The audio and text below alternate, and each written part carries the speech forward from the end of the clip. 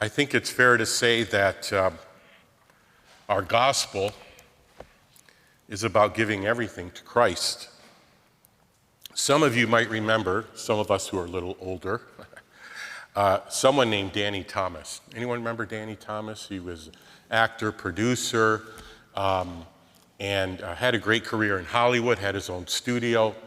But Danny Thomas was also the founder of the St. Jude Children's Research Hospital in the United States.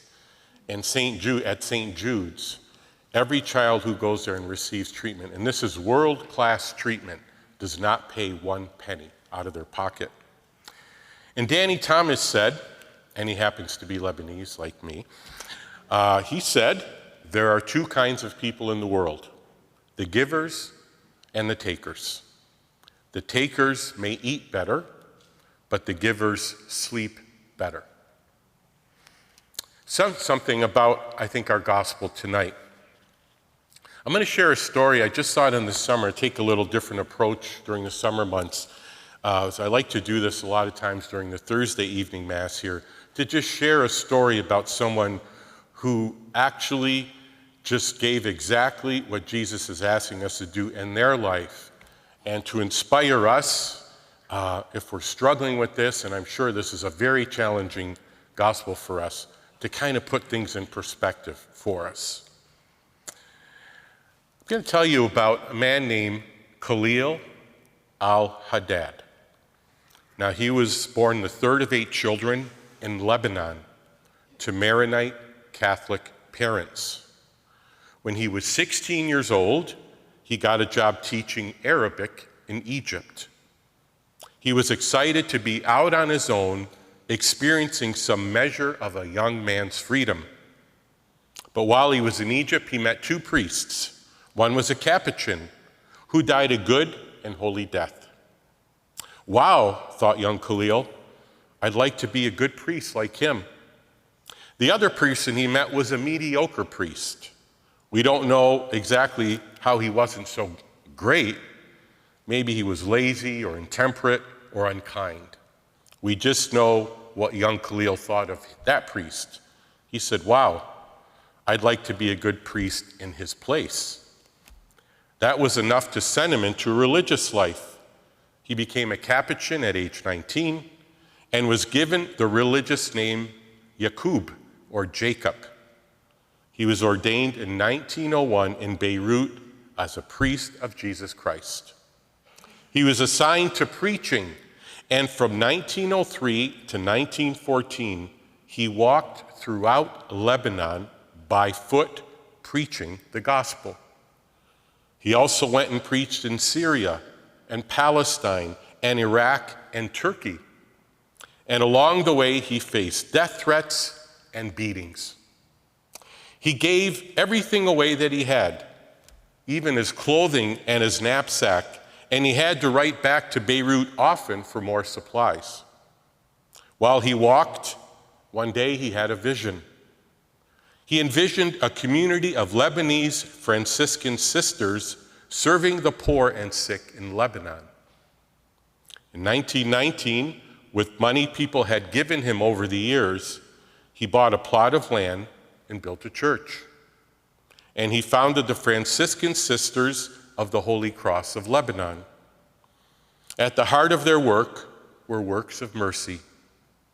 The sister lived those works of mercy, and with Father Yaqub, they opened a girls' orphanage, a soup kitchen, a nursing home, a hospital for girls with disabilities. They opened homes for the indigent, and then they opened the first psychiatric hospital in the Middle East. Father Yaqub just poured himself out in his work, but the miles and the years took a toll on him. He had arthritis, he went blind, and he suffered leukemia. In the end, he became a contemplative, meditating in his own sickness on the cross of Christ. On June 26, 1954, at the age of 79, he told his brothers, "Today is my last day." In that afternoon, he lay down holding a crucifix. He prayed quietly to himself over and over again, "The cross of God, the love of my heart." And then he died. Pope John Paul II declared him venerable in 1992, and in 2008 he was beatified by Pope Benedict. His legacy continues today, not just in Lebanon, but globally. Jesus makes some uncomfortable statements in today's gospel. He's asking a lot of us. He says we must love nothing, even our own children, more than we love him. And we must lose our lives for his sake. And we are to take our cross up and follow him. Now remember, in the gospel today, these apostles have been with Jesus. They saw his works, his teaching, and his healings. And now he is sending them out to do exactly what he did. Can you imagine that? Can you imagine being asked by Jesus directly to go and do what he did? But guess what? It's exactly what he's asking of you and I. And even though he warns them of persecutions, I wonder back then if they really got what it means to follow Christ then. St. Jacob got it. Countless others who have placed Christ ahead of everything else in their life got it. This whole week I've been wondering, do I get it? Do you get it?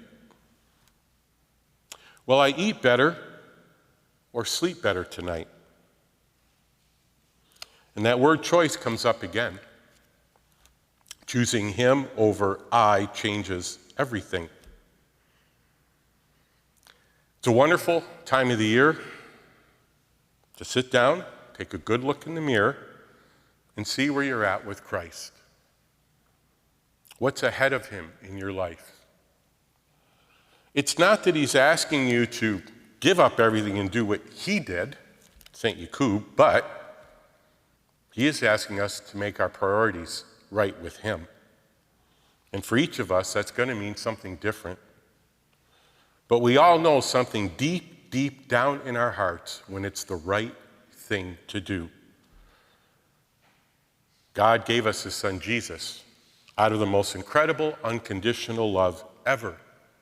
Are we able to give ourselves back to him? The choice is placed before us. Amen.